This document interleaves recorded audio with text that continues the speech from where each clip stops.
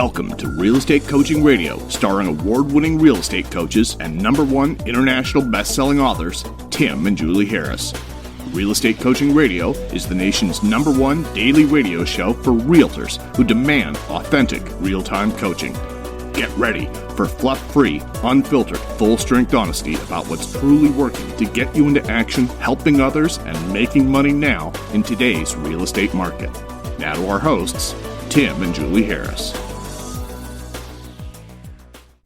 3, 2, 1, and we're back. Julie, it is February the 22nd. We're more than halfway through first quarter. Hopefully all of you guys are on track, if not ahead of your goals. I know a lot of you have had to wade through the literal snowfall that's covered most of the country. And for all of our friends and family back in Texas, we're so happy to see that those storm clouds are finally clearing and you guys can get back to some resemblance of normalcy. And look, Julie and I started something this morning that it's free and we want all of you to attend. It's a Clubhouse event. If you're not familiar with the Clubhouse app, just Google what the Clubhouse app is. To summarize, it's the fastest growing social app, either since Facebook or even maybe faster growing than Facebook. It's an audio only app. I don't want to try to explain it. Just go to YouTube or whatnot and just read about it. It's pretty phenomenal. I've been talking about it a lot on our Sunday podcast because I think it's going to be the biggest thing in communication since the Gutenberg press. I know that's a huge statement. The Gutenberg press was seen as the biggest evolution in mass communication because it allowed for the a printed page to be printed off in the form of a newspaper. I think Clubhouse is actually going to, or at least similar apps. Who knows who the winners are going to be? But I think Clubhouse and the similar app technology that's being developed around basically spoken word and honest conversations. I really think that's going to be the biggest thing in social networking. And don't believe me, just look at how many new users are joining. It is still in beta. It is only available on iPhone, so it's got a long way to go. But if you are on iPhone, absolutely download the app, reserve your name, and then they will, generally speaking, allow you in within maybe 2 weeks or less. And when you're there, or if you're there already, I want you to join us every morning at 8 a.m. East Coast, and then obviously 5 a.m. West Coast. It's called, the room we're running is called Masterclass Mindset, Motivation, and Money. Masterclass Mindset, Motivation, and Money. It's not just hosted by Julie and myself. It's hosted by a lot of other top coaches that Julie and I are friends with, and a lot of top producing real estate agents. And I'd love for you guys to participate. It is a fantastic way to start your day. So, Julie, we are talking about team building, and we picked this topic up last week. And the essence of our philosophy on teams is we're being as succinct about it as possible. We are absolute advocates of building teams, but we're advocates of building teams that are designed to be profitable from the onset, not hoping and praying that there's profit left over after the transactions are have flowed through. Exactly. So last week we talked about the things that are team eroding, team destroying, making teams fail, and we didn't want to keep it all that negative. But some of those things are obvious. Some of them are underlying until you discover them. So we went over all 10 points that are team destructive, and now we're going to talk about successful teams. What actually makes for a successful team? So I'm going to jump right in if that's absolutely okay with you. Okay, so number 1, maintaining the magic number of listings at all times. So successful teams maintain the magic number of listings at all times and know how to replace listings as they sell in a predictable, duplicatable way. Lead generation is proactive, prospecting-based, and marketing-enhanced. So there's a lot to that one point. You're teeing me up for the real estate treasure map. I am indeed. And so what this is, guys, when she talks about the magic number, it's simply a formula that we, created basically years ago. And lived for years. It lived for years, right? When we sold real estate, because as a lot of you guys know, Julie and I were selling between 100 and 200 houses per year for about 10 years, sold over 100 houses our first year in the business in our early 20s.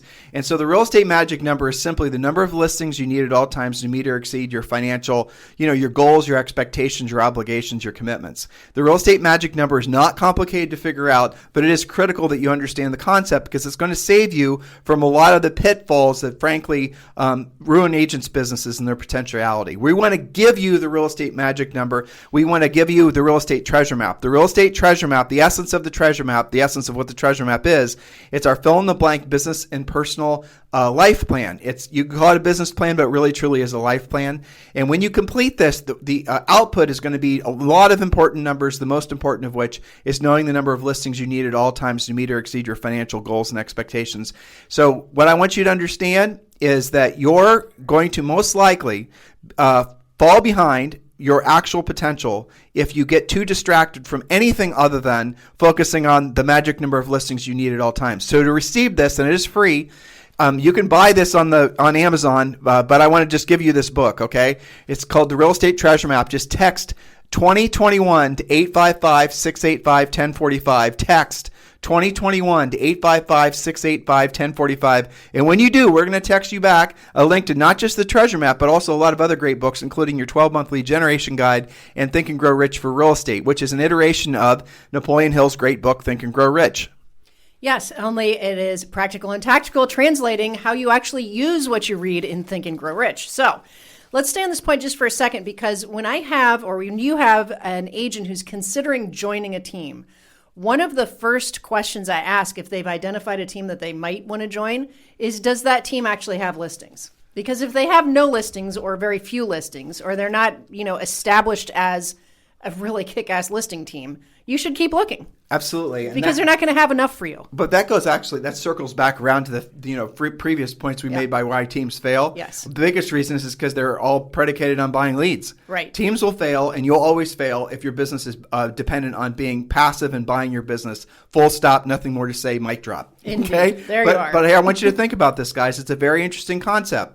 Julie and I teach you to be proactively lead generating first, and then so if you want to look at marketing, right, there's proactive lead generation, there's passive lead generation, or there's proactive marketing and there's passive marketing. Julie and I are always going to tell you to be proactive marketers and lead generators first, and then if you choose to be passive, then you can choose to be passive after you've mastered the art and science of being a proactive lead generator. I know that just sounds like I'm playing with words, but it really is critically important, and here's the essence of why it's important. And listen to me, and if you've been in real estate for any amount of time, you're going to say hallelujah when I'm done saying this. Ready? Many of you are being taught incorrectly really bad business techniques where you're supposed to basically buy your business.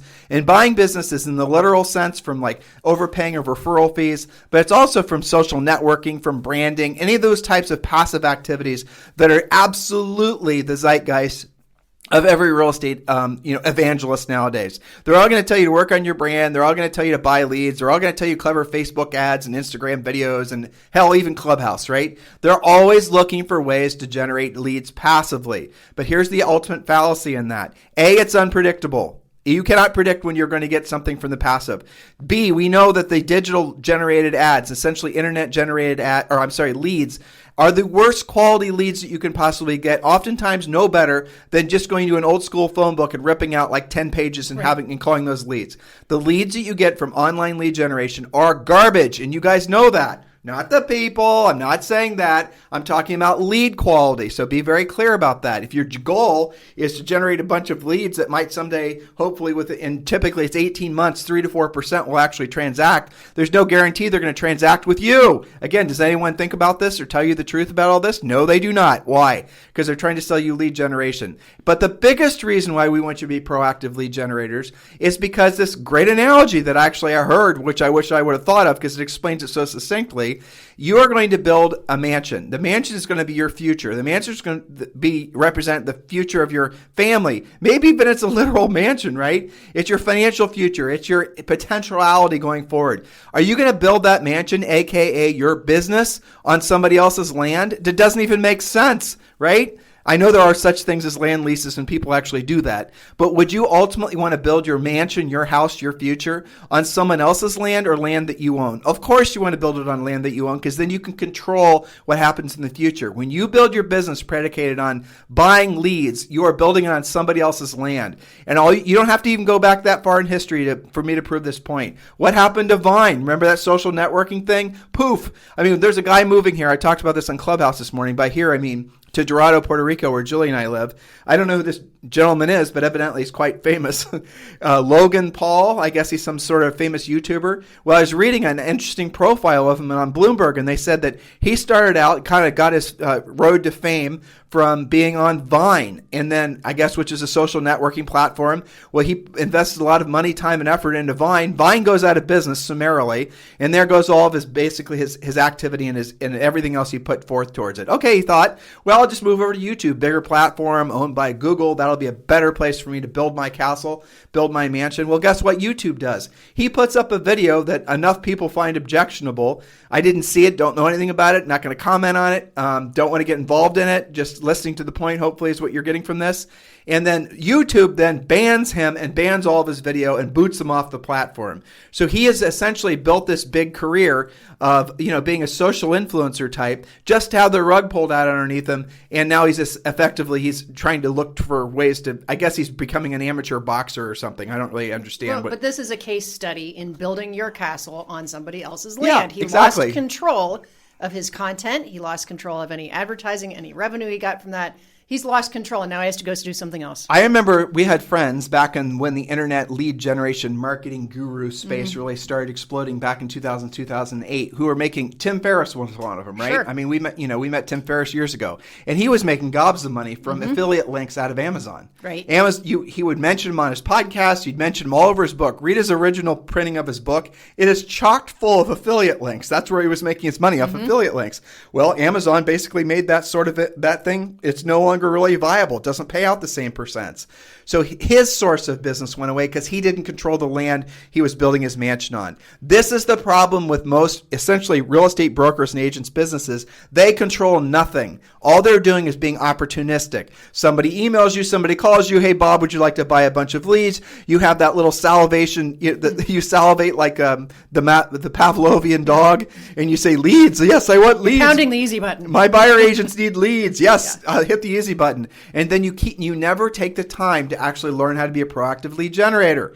And by the way, the best thing about what Julie and I, one of the best things we teach you to do, is when we teach you to do proactive lead generation, those leads cost you nothing.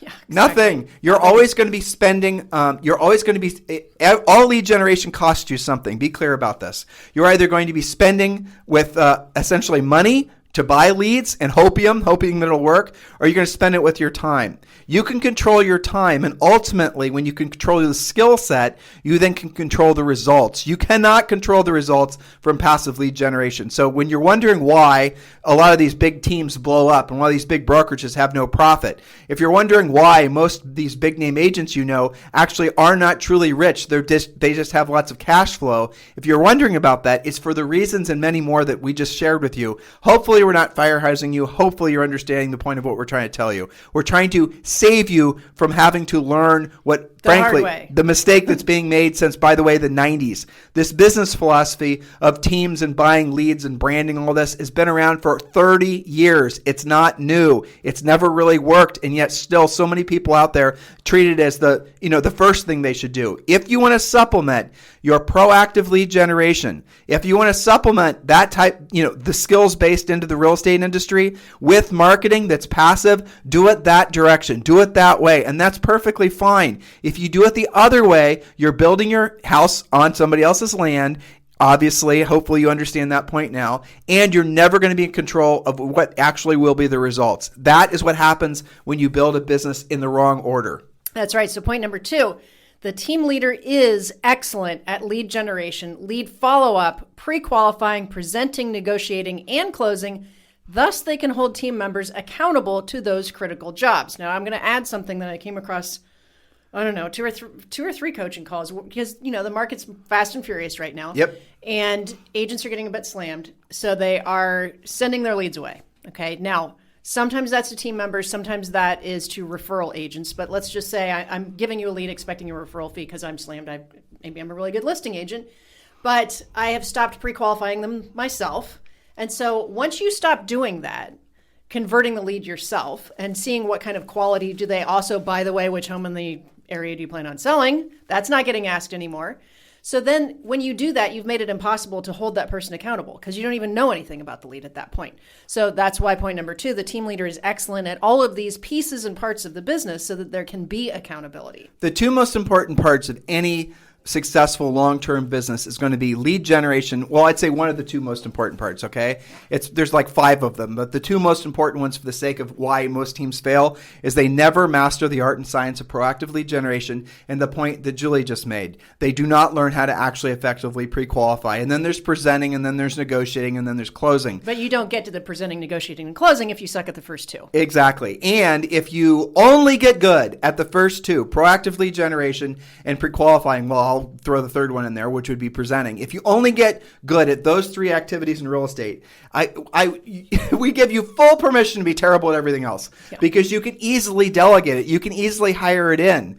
You do not have to get good at anything other than proactive lead generation, pre-qualifying, and presenting. And negotiating to some degree. But well, now it's more like choose the best offer. Exactly. So, how much negotiating are you truly doing? You can get now? away a lot if you're a buyer's agent. But if the listing agent, you win. Boy, buyer's agents are getting abused nowadays, They are so aren't they? abused right now. I've been helping a lot of buyer's agents who are prominently buyer's agents who you guys think you get into this business and you have to somehow, do buyer sides, then eventually you can become a listing agent. Hopefully you're now realizing what Julie and I have been saying for decades, that you can become a listing agent right out of the gates is true. You know how we know that? Because that's what we did, selling over 100 houses our first year in our early 20s right out of college. You guys can do the same thing. If you're proactive. You don't, right. Then we were, and we still are. And you don't have to wait around for the market to being a buyer's agent. You don't have to pass through those, the Tower of Modor. Did I get it right? That's pretty much what it's like right now. To have your butt handed to you. I mean, we're seeing on transactions where the buyer's agents, to get their above offer accepted from a listing agent and a seller, the buyer's agents now are having to sweeten the deal by reducing their commissions to 1%. That's not a one-time case that we've seen. We're seeing this bubble up more and more and more. I'm also seeing buyer sides offer to pay the listings title fees. I'm seeing them pay, all kinds of other stuff, right? Sweetening the deal by choosing mine before midnight. I'll give you a $500 signing bonus. But I will tell you one thing, and then I've got to get to coaching client in a second. Here's one thing that I do think every single buyer's agent needs to be doing, and it does seem to do the trick, or at least puts you in that upper echelon of competition. And that is having the lender, assuming that they're actually pre-approved and not just screwing around, having the lender call the listing agent and say, I have done the following. I have vetted them they have a real down payment. Their ratios are fine. I actually checked their credit. But wouldn't the ultimate anecdote to that, do you use our ultimate addendum? Yes, but I'm having them do both. Okay. They're sending it in paper, and if that listing agent's like, oh, well, I'm just going to take whoever's the highest, and they don't even look at it because there's so many offers flying around, you have to actually have your lender call and say, I just wrote this with so-and-so. This is the best offer that you're going to see, and here's why. Right. And that seems to be, helping a lot. If you're a Premier Coaching member, you've got to download. It's called the Ultimate Addendum. The Ultimate Addendum. And you can use that on both the list side and the buy side. And what that is, essentially, we originally created this because on our listings, we were getting these offers and these lenders' letters that are attached to it that were essentially a bunch of hooey, in essence. And boilerplate, vanilla, and where the lender wasn't doing a 3-merge credit report, wasn't verifying assets, wasn't actually working the file. And just listen to what I'm telling you right now, because it's going to save you so much pain and anguish. Lenders are coached, not by us, to not spend any time on your buyer's application until the buyer is in contract on a house. So they will have a cursory education, sell them on why they should use them. They will spit out some sort of lender's letter, but they will not do a 3-merge credit report, not do any verifications of anything.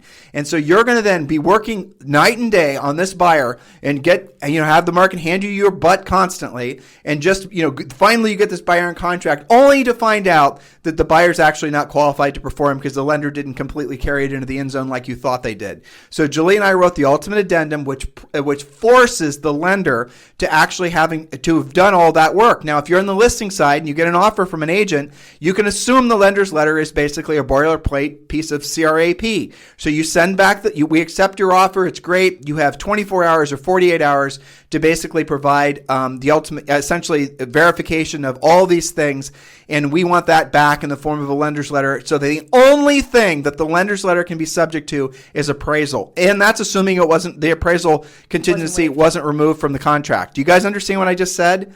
That's the only way, especially on the list side, you should be accepting offers. And if you want to have an unfair advantage in the marketplace on the buyer side, have actually a lender actually have done their job. Yes, and that I see an interesting development on the lender side, because lenders are tired of buyers losing deals too, right? They don't get paid if it doesn't close. So some of the savvy lenders are doing like a pre-approved guarantee letter. And they're doing that as a marketing thing for buyers, where if you don't win, then they'll pay like part of their closing costs or something like that. So that's bubbling up, and the lenders have figured this out, and they're doing like an extra pre-approval letter, gold star, whatever. And so what I'm telling agents, because there's so much flying around, that by itself is awesome, but you also have to call the listing agent and make it very clear what you've done, because not all listing agents know the difference. They're not all, unfortunately, listening to us, right? Some of them think a lender letter is a lender letter. Check, got a lender letter. There is a huge difference. Huge difference. And I've got to tell somebody in Long Beach. You do. Well, go have a great coaching client in Long Beach, and I know who you're calling, and ask her when she's joining your EXP team. Man, and you're right there. Okay, good. What point am I on? Okay, point number 3. Okay, a team is a small, well-oiled, efficient machine. Typically, this includes team leader, listing agent, referral agents instead of buyer's agents, transaction coordinator, client care specialist, and photographer. Now, I'm going to drill down. This was Julie's point. I'm going to drill down on this a little bit more.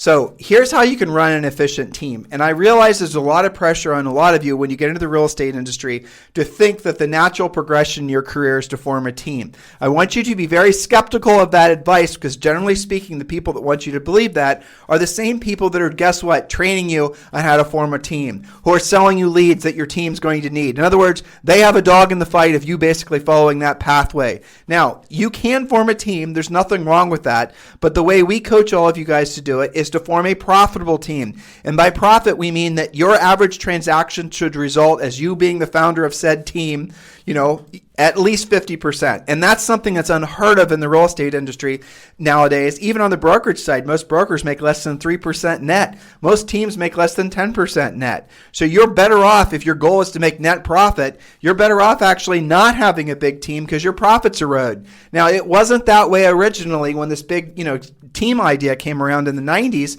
That's when it was originally formulated. And the reason that it worked then is because the way that teams were, and specifically buyer's agents were paid, was completely different. They were, generally speaking, not paid any more than 30%. They were expected to proactively lead generate. They weren't, they didn't have the sense of entitlement that you were going to be giving them leads constantly. Commissions in many markets were more. I mean, there were all kinds of different things that were making it so that real estate teams, back when Julie and I were selling real estate, frankly, were much more profitable than they are now. So I want you guys to keep all these things in mind, that the model you're following, have you actually researched whether that model is transaction and volume producing and profit reducing, or whether it's profit focused, and then basically you can then focus all your transactions on the amount of profit you want to make.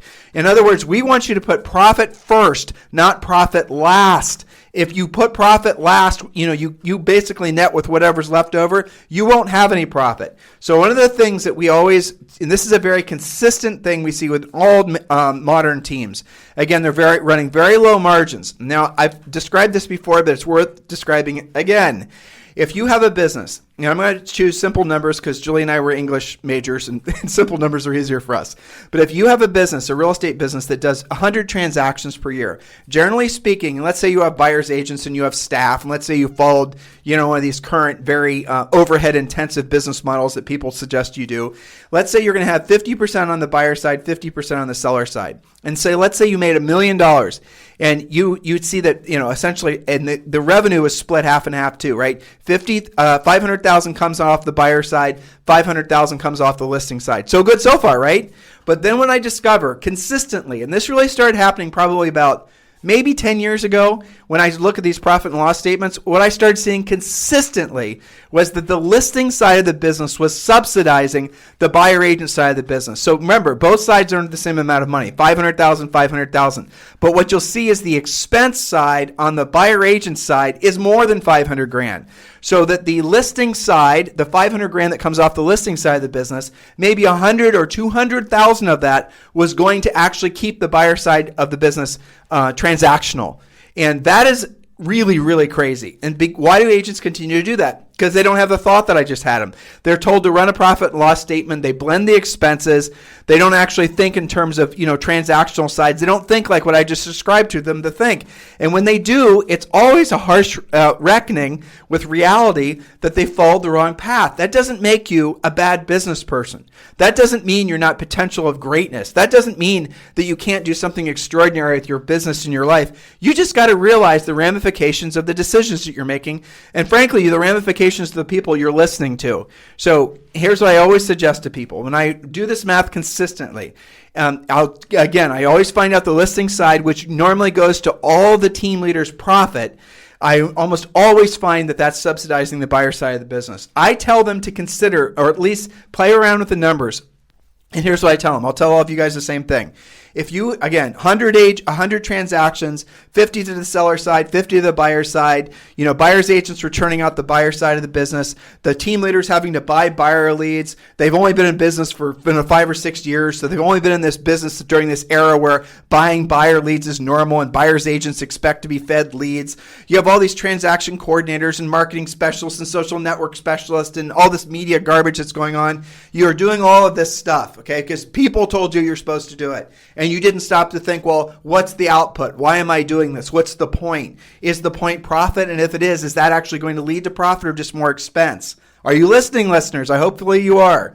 So what you then will just quickly discover is, in like 99% of the time, that team leader, Bob who runs Bob's team, okay, he's going to be better off had he not actually had any buyer's agents, no support staff to support the buyer's agents, no, $15,000 a month to Zillow and all the other things you guys are spending money on.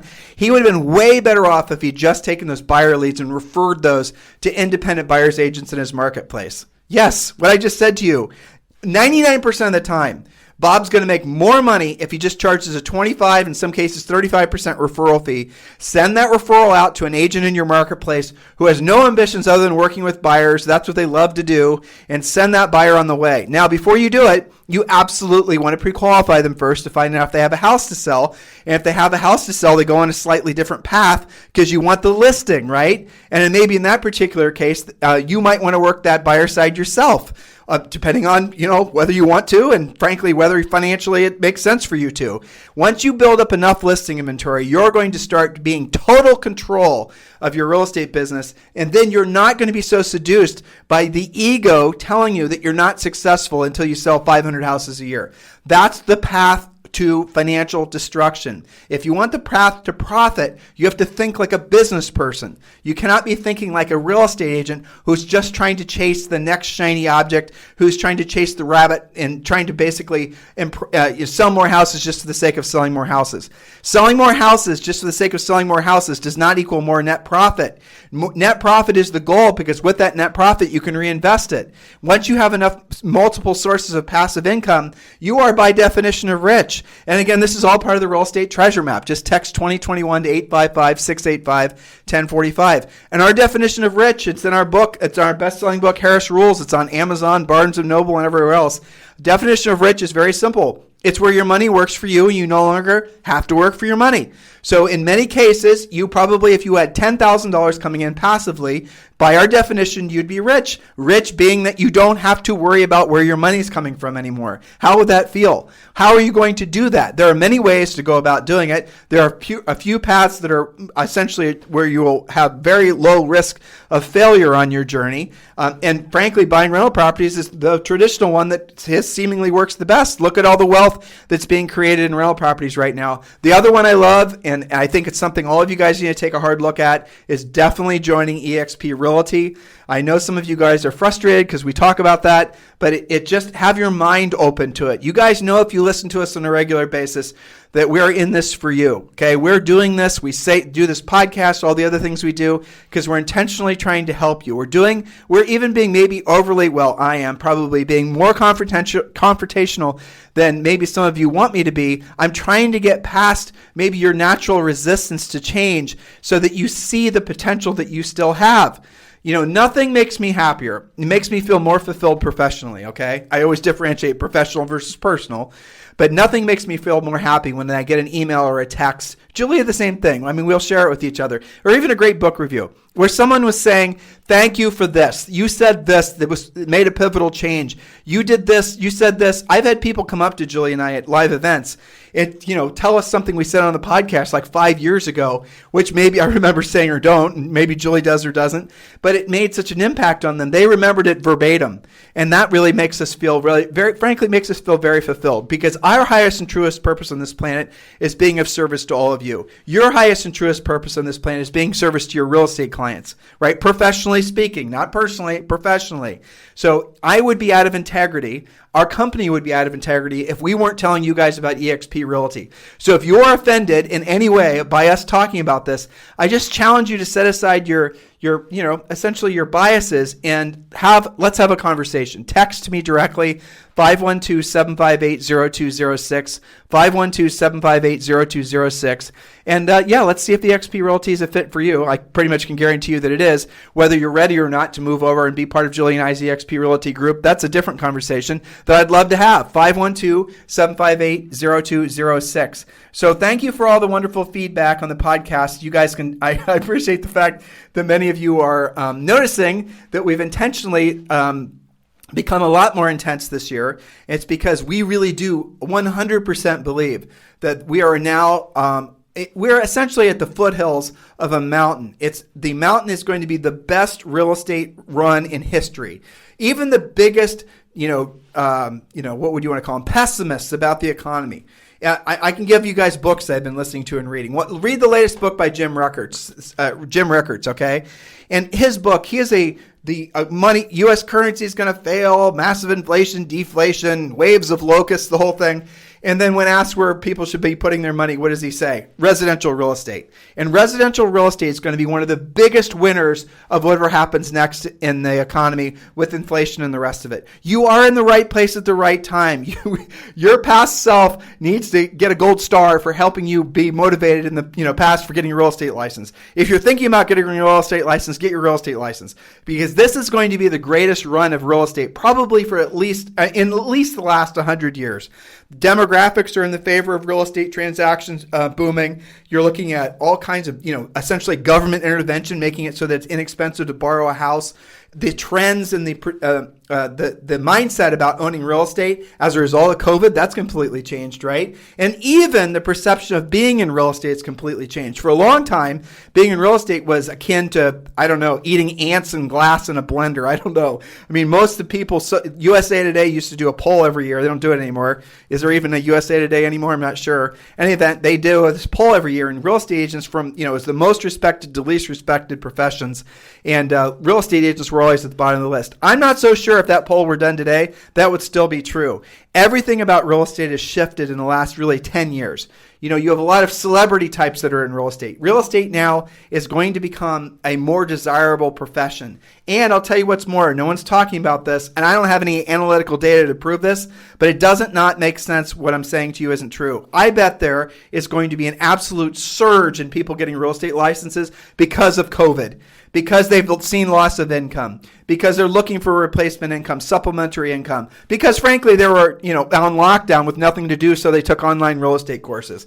I bet you're going to start hearing reports from National Association of Realtors of an absolute surge in real estate agents, right? This is going to create more momentum in the industry. So guys, listen, you are in the right place at the right time. Now, it is absolutely imperative that you not waste time chasing shiny objects. You must focus all your best energies every single day by making the most of what this market has to offer, being of service to other people. And it's time you lock it in and start building your legacy. If not for you, for yourself, and for your future, and for your future, for your grandchildren and whatnot. Think big like that. We'd love to discuss being your coaches. We'd love to discuss you guys being part of our EXP family.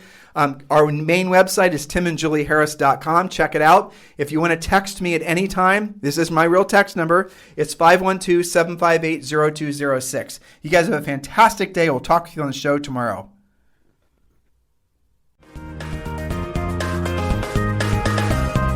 This program has been a presentation by Tim and Julie Harris, Real Estate Coaching. For more information on our real estate coaching and training programs, visit our website at timandjulieharris.com. Remember to tune in weekdays at noon for upcoming shows, and until next time, thank you for listening to Real Estate Coaching Radio with Tim and Julie Harris. This podcast is a part of the C-Suite Radio Network. For more top business podcasts, visit c-suiteradio.com.